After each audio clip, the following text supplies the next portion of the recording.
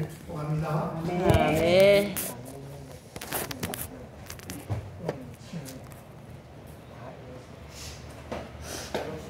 오늘 제목은 성공 같은 실패라는 제목입니다.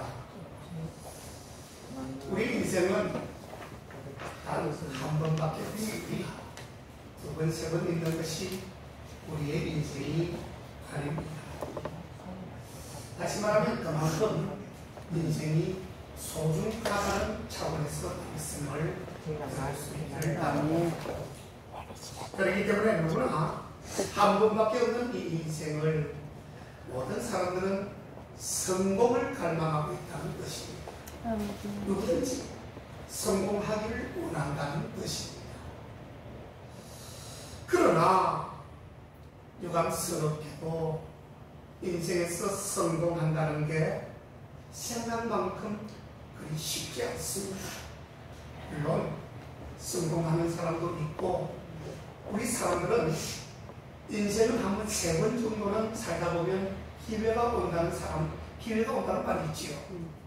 근데 그 기회를 잡는 사람이 있는가 하면 그 3번 온 기회조차도 한 번도 잡지를 못하고 다 놓치는 사람들도 참으로 많이 있습니다. 제 간에는 참으로 열심히 살았던 것 같은데 막상 따지고 보니까 자신있게 그렇게 행복하게 성공했다고 생각할 수 있는 사람들이 그리 많지 않다는 것이 참으로 안타까운 일이죠. 그런데 더욱더 안타까운 일이 있습니다.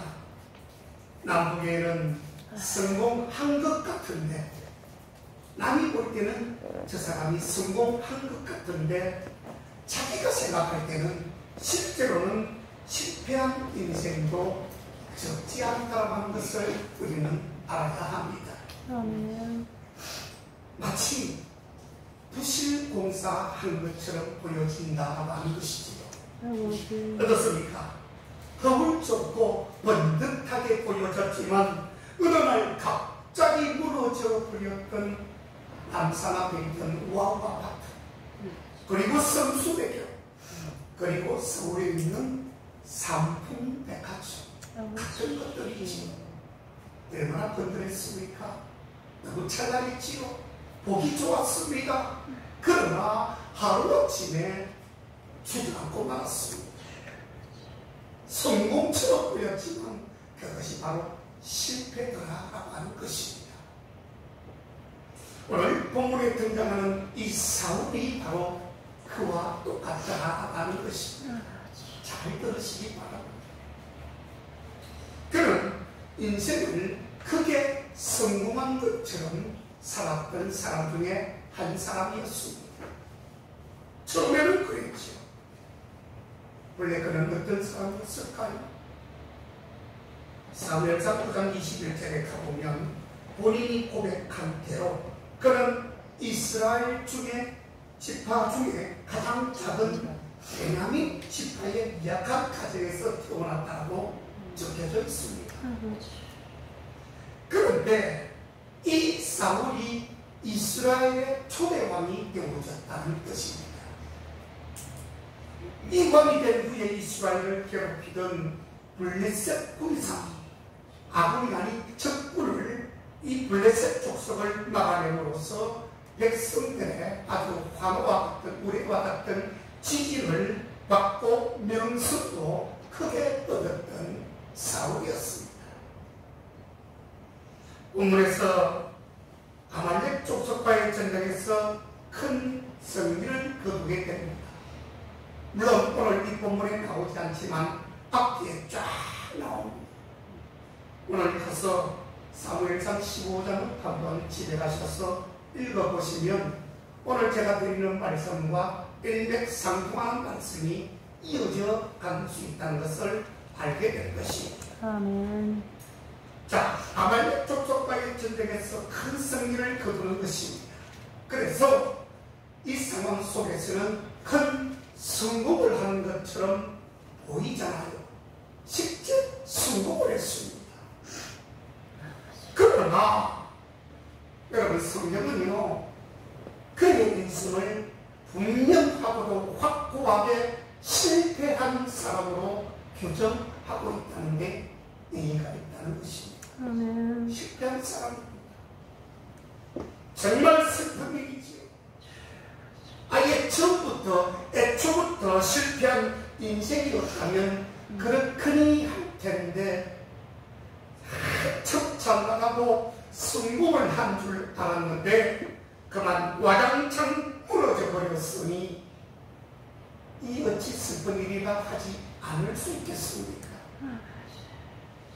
사랑하는 여러분, 바로 저와 여러분의 인생은 어떻습니까? 여러분들은 실패한 인생입니까? 아니면 지금 성공하고 있는 인생입니까? 지금 어렵다가 하고 힘들다는 것만으로 스스로 실패했다거나 정말 좌절할 필요가 없다는 것입니다. 아멘. 고람되어는 하나님 앞에서 라는 뜻입니다.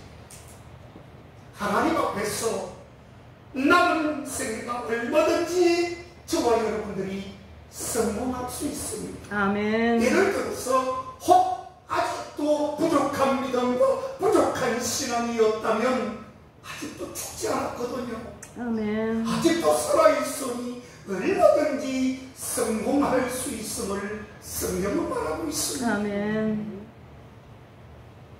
그렇다면 겉보기에 실패한 것 같지만 하나님이 성공으로 인정하고 계신지도 모른다고 하는 것입니다. 아멘. 여러분, 우리가 세상에서 돈 좀 벌었다고요, 세상에서 명예 좀 가졌다고요, 세상에서 지식을 좀 가졌다고, 여러분 높은 자리에 앉아 있다고 성공한 것이라고 생각할 수 없습니다. 아멘. 절대로 그렇습니다. 아멘. 하나님이 훅 불어버리면 다 날아가 버리는 것입니다. 아멘. 일장 충몽 한낱 그냥 꿈에 지나지 않는 것입니다. 아멘. 자, 쉬운 대로 어떻습니까? 우리나라 대통령들을 보면 좀 그렇지 않습니까? 하나 우리나라에 우리들을 대표하는 대통령들이 과연 몇 명만 빼놓고 감옥살이 하지 않은 대통령이 있습니까, 여러분? 지금의 이재명 대통령도 자기 죄를 숨기고 유보하며 언제 특장형으로 들어갈지 모릅니다. 대통령이 잠깐 그냥 권력을 휘두르고 있는 것이 다 거의 다 정치력을 살고 감옥소에 갔다 왔습니다. 여러분, 대통령이 되었다고 성공한 인생이 되는 것일까요? 정말 말씀입니다. 그렇지 않습니까? 대통령 하나 부부할 것 없습니다. 아멘. 여러분들은 하나님의 자녀가 된 것을 철학하셔야 돼요. 아멘.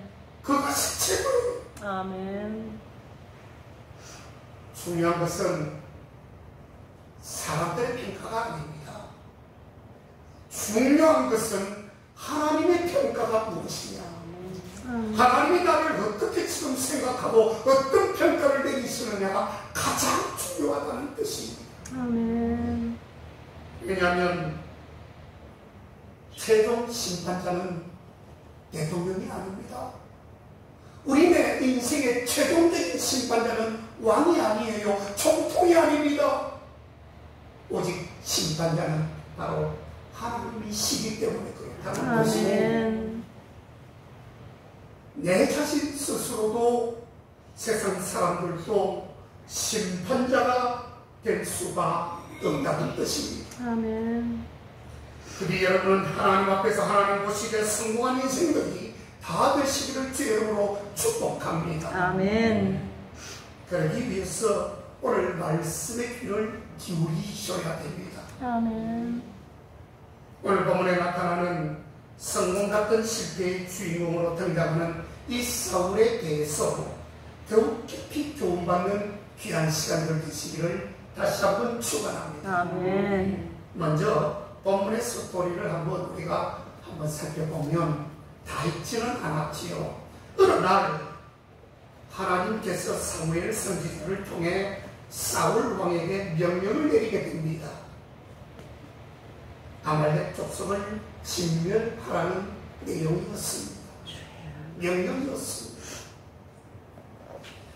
3절에 가보면 3절에 좀 당겨서 가보면 지금 가서 아말렉을 쳐서 그들의 모든 소유를 남기지 말고 진멸하되 그 뒤에 보면 남녀와 그 다음에 소아와 젖먹이는 아이와 양과 약대와 나귀를 죽이라고 되어져 있습니다. 여러분 이 대목에서 좀 주님은 좀 잔인해 보이지 않습니까? 야, 사랑의 주님이라고 하시면서 어떻게 해서 젖먹이 아이까지 몰살을 시키라고 저렇게 말씀을 하시는 걸까? 그런데 그렇지 않습니다, 여러분. 하나님은 스스로 계신 분이고요. 아멘. 우리는 하나님께서 지으신 상대적인 피조물에 불과합니다. 아멘. 모든 것은 하나님의 손 아귀에 들어가 있는 것입니다. 아멘. 그리고 적어도 오늘 이 본문을 가지고 여러분이 의아할 수 있는 부분을 생각할 수 있을지 모르지만 제가 말씀을 드리는 것은 그런데 크게 그만한 이유가 있다는 것이에요. 어떤 이유일까요? 어떤 이유가 있었길래 젖먹이는 아이까지 몰살을 죽여버리라고 그렇게 말씀하시는 걸까요? 2절을 좀 더 당겨서 보면 만군의 여호와께서 이같이 말씀하시기를 아말렉이 이스라엘에게 행한 일 곧 애굽에서 나올 때에 길에서 대적한 일을 내가 추억하노니.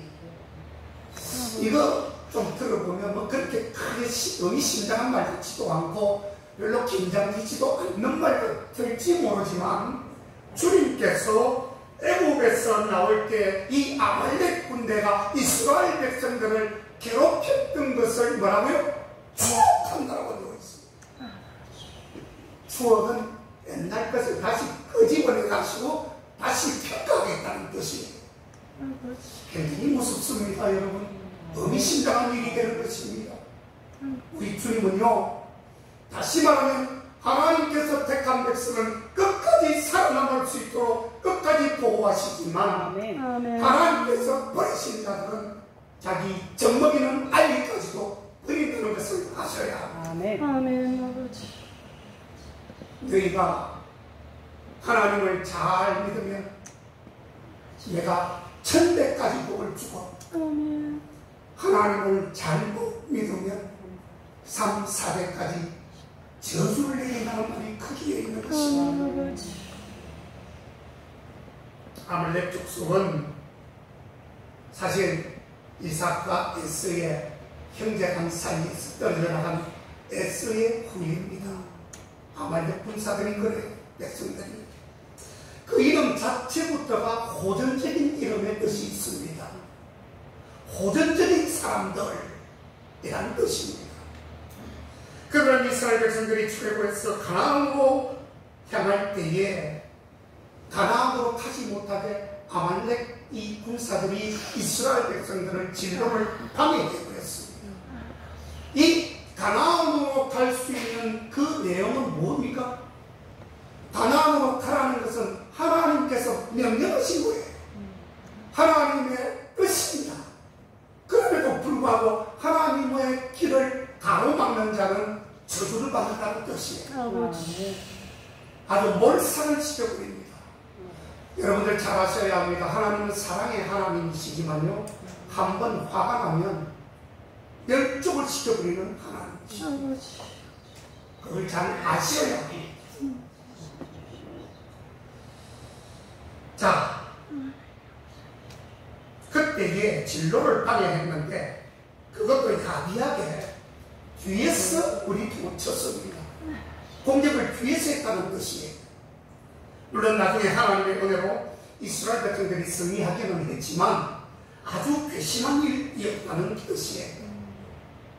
하나님은 그들의 사악함을 심판하시기 위해서 나중에 이스라엘을 사용하시게 됩니다. 어쨌든 이 사울은 그 명령을 받게 되지요. 그 명령을 받고 21만 명의 군대를 수집을 했고 그리고 나가서 싸웠습니다.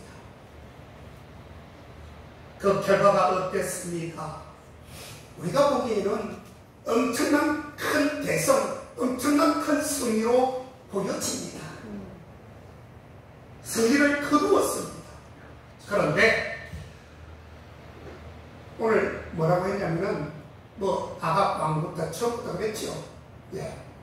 아갑과 그 양과 소의 가장 좋은 것 또는 기름진 것과 어린 양과 모든 좋은 것을 남기고 진멸기를 즐겨 아니하고 같이 얻고 나선 것은 다 진멸하니라. 이거는 쉽게 말하면 양과 아가방을 체포를 합니다.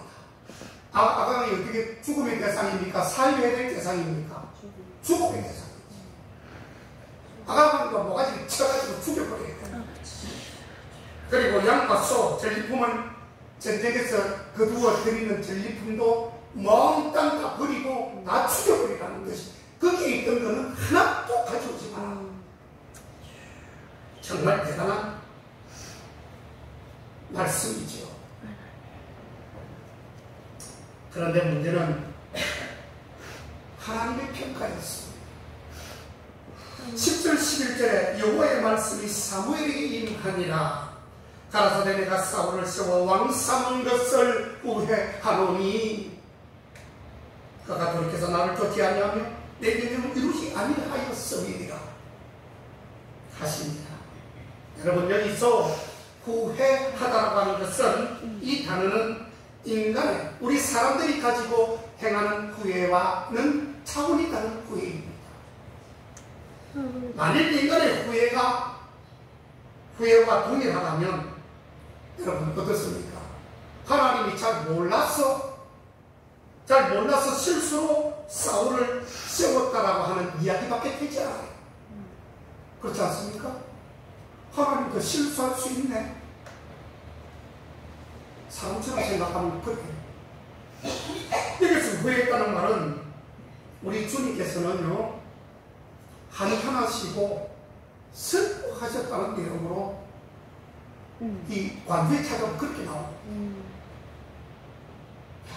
단순하게 후회했다는 것보다는 그 주석을 찾아보면 후회한 정도, 후회에서 끝난 것이 아니라 슬퍼하고 한탄하셨다라고 되어져 있습니다. 23절은요, 한번 가보면, 거기 가보면 더 강력한 말씀이 나오지요. 왕이 여호와의 말씀을 버렸으므로, 뭐라고요? 여호와께서도 왕을 버려 왕이 되지 못하게 하시니라. 이 말은 지금 사무엘이 하고 있는 것입니다. 사무엘이, 선지자 사무엘이 사울에게 지금 바로 직구하고 있는 것입니다. 정말 이 말씀대로 사울은 성공한 것이 아니라 결론적으로 보면 실패한 것입니다. 왕의 자리에서 쫓겨납니다. 사무엘상 31장 1절에서 6절을 보면 결국 사울은 또 다른 전쟁에서 결국은 목숨을 잃게 됩니다.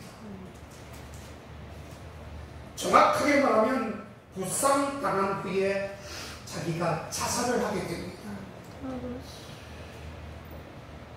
그의 아들들도 같이 전쟁터에서 죽습니다. 한마디로 말해서 버림받은 인생이요, 패자맞은 인생이 바로 사울의 인생이었다라고 하는 것이에요. 완전히 그냥 망한 것이 아니라 완전히 망할 때 어떤 표현을 쓰죠? 쫄딱 망했다. 쫄딱 망한 것입니다. 사울은 이래서 성공 같은 실패의 주인공으로 등극하고 있는 것입니다. 여러분, 우리는 결코 이런 인생이 되어서는 안 됩니다. 우리는 정말 하나님이 보시기에 성공한 인생으로 남을 수 있기를 주의 이름으로 축원합니다. 오늘 우리가 사울의 실패를 가만히 살펴보면 실패한 원인을 볼 수 있습니다. 그래서 명목상의 신앙을 가지고 있었다는데 그 문제가 있다는 것을 여러분 다 아시기를 바랍니다. 명목상의 신앙. 여러분은 어떻습니까? 진정한 신앙의 소유자입니까? 아니면 명목상의 신앙의 소유자로 남아있는 것입니다. 만약에 명목상이라면 대단히 유감스럽지만 하나님 앞에 대감받지 못할 수 있습니다.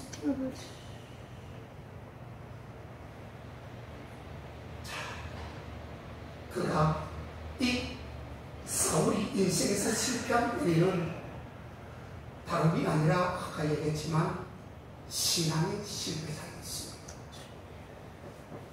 얼마나 대단했습니까?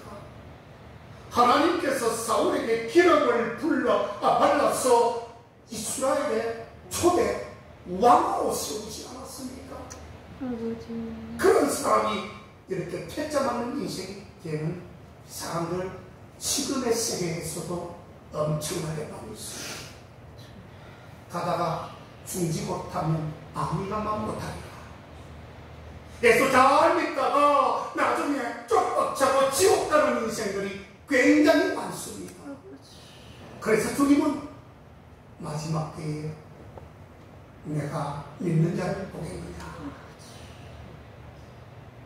주여 주여, 내가 주의 이름으로 귀신을 쫓아내고 내가 주의 이름으로 병문안도 가고 이렇게 하면서 쭉 그 말이 나오죠. 성경이 나옵니다. 그러면 야, 이 불법을 행한 자들아, 나는 너희를 동시 모한다. 오늘 그 자리로 사울이 인생이에요. 사울이 그렇게 되버린 겁니다.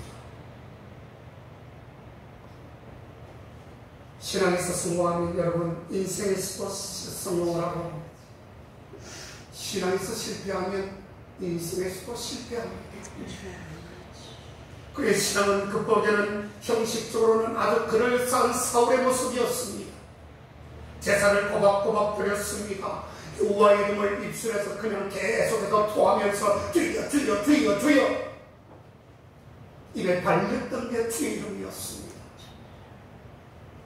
그러나 실제로는 하나님을 사랑하지도 않았고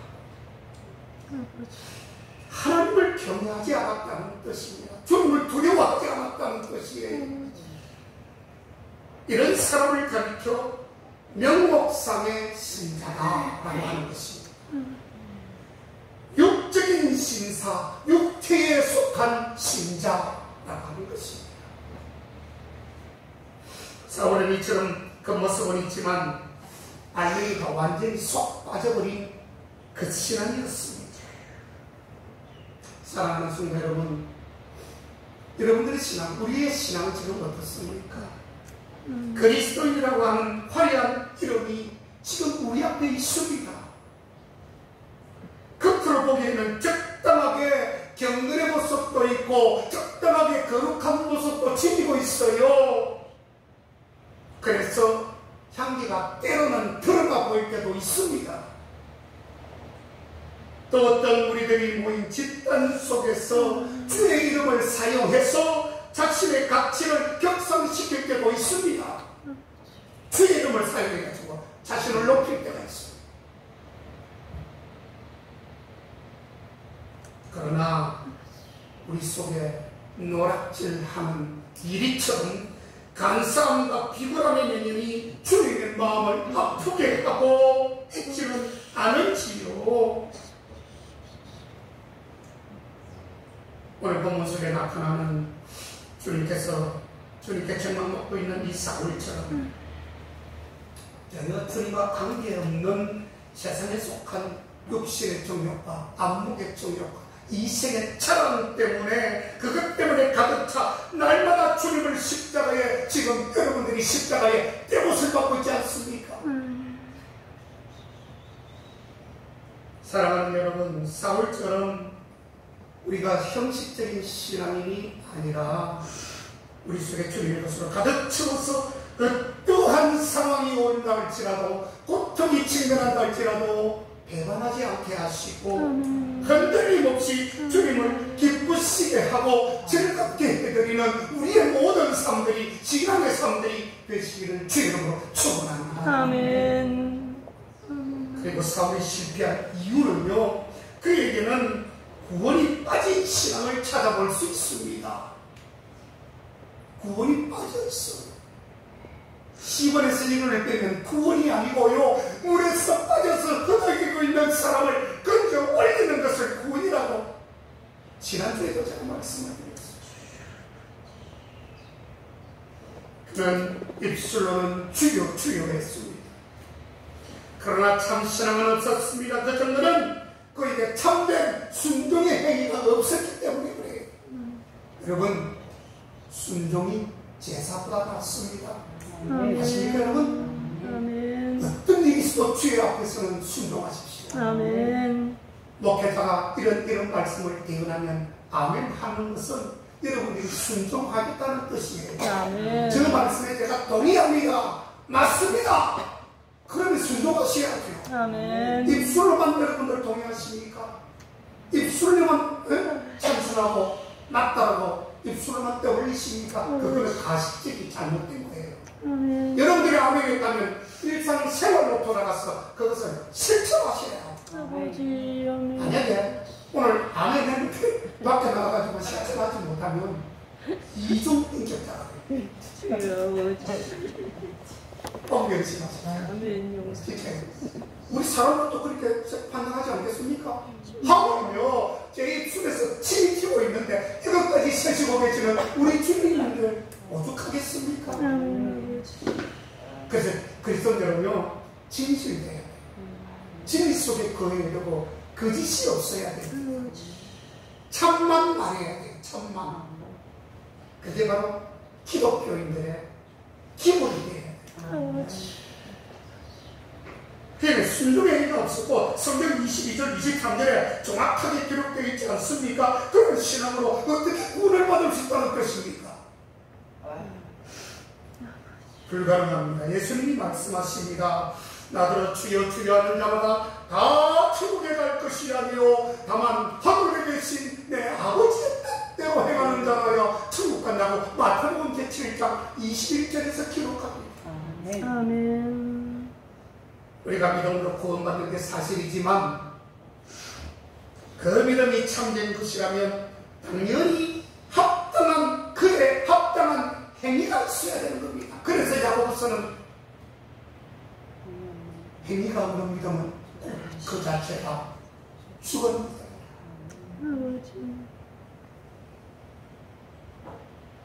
그래서 그것을 신행일치라고 합니다. 주님으로 인해서 행동하고 하나 되게 하는 것. 그게 신행일치입니다. 디도서 1장 16절에 가보면 신앙과 행위가 일치하지 않는 자들을 경고하고 있는데 저희가 하나님을 시인하나 행위로는 부인하니 라고 되어져 있어요. 가정한 자요, 복종치 아니하는 자요, 모든 선한 일을 버리는 자다라고 디도서 1장 16절에서 말씀합니다. 계시록 3장 1절에 가보면 소아시아 교회 중에 사대교회 주님이 하신 말씀이 거기에 나오는데요. 뭐라고 되어 있죠? 거기에 가보면 네가 네 행위를 아노니, 그러니까 내가 주님이 너의 행위를 아노니 네가 살았다 하는 이름은 가졌지만 실상은 죽은 자다. 그렇게 말하고 있어요. 얼마나 무슨 말입니까? 여러분, 예수 잘 믿어야 됩니다. 대충 믿어가지고는 큰일 납니다. 우리가 입으로 시인하고 마음으로 믿고 입으로 시인하면 구원받은데 목사님 구원받으면 한 번 받은 구원은 끝이죠. 뭐 구원이 뭐 그렇게 무섭게 말씀하시냐고요? 천천만만이 말도 안 되는 소리입니다.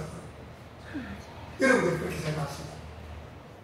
그러면 지금까지 제가 쭉 성경을 제가 말씀을 드리면서 말씀했던 것은 거짓말입니까? 입으로 시인하고 마음으로 믿으면 구원받는데 그거 한 구절만 나와야죠. 아닙니다, 여러분. 좀 전에 그랬잖아요. 마음으로 믿고 이걸 실현하는 것은 내 행위가 토대가 되어야 돼요. 신의 일치가 되어야 될 때에 그게 전제가 돼야 구원을 받는 것입니다. 아버지. 만일 이렇게 되어서 구원받지 못한다면 그런 생활에 무슨 의미가 있겠습니까?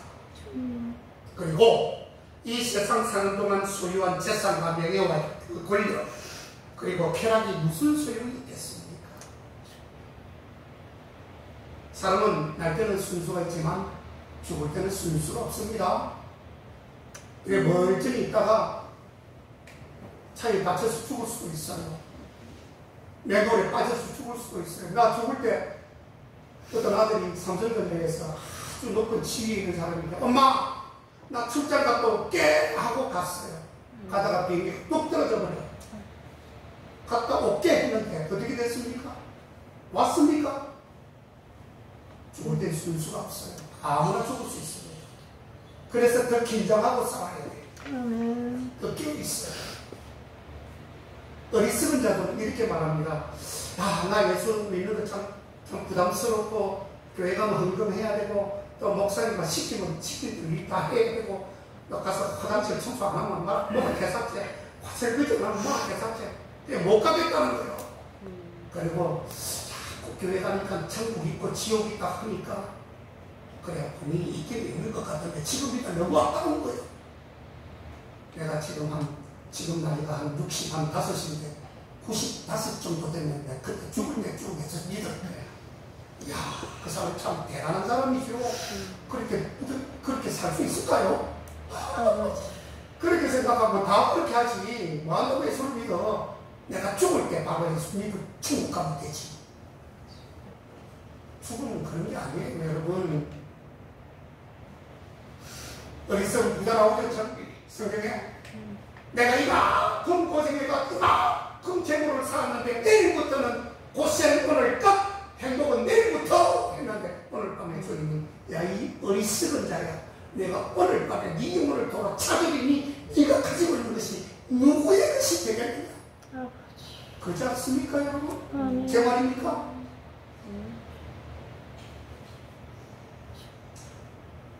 그러므로 신앙을 날마다 체크하는 것이 매우 중요합니다. 아멘. 나 자신을 물론이고 내 자녀들 그리고 주변 사람들을 신앙을 점검해 줄 수도 있어야 돼. 아멘. 내 가족 중에 신앙이 떨어지거나 이러면서 자꾸 추락하는 사람이 있다면 보완시켜드려야 합니다. 아멘. 그게 나의 의무예요.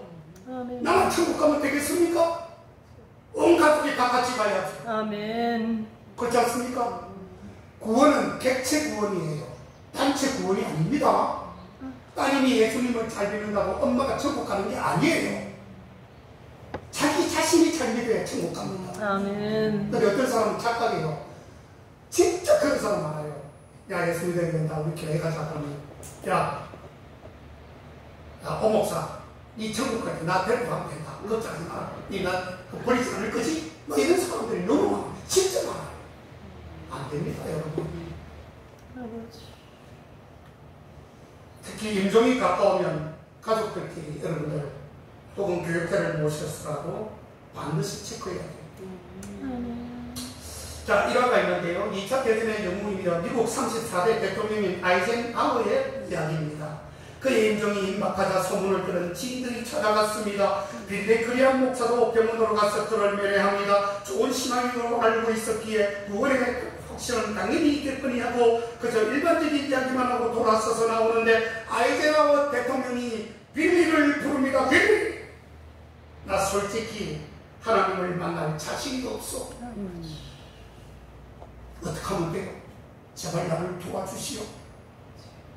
그 말을 듣고 빌리그리안 목사는 복음을 제시하면서 이렇게 말을 합니다. 당신의 지금까지 쌓아온 업적은 아무것도 없어. 아무것도 아니오. 지금부터 회개하고 주님을 영접하시고. 아멘. 그 말을 들은 이 아이젠하워 대통령은 잠시 생각에 잠겨 이렇게 대답합니다. 빌리, 이제 준비가 됐소.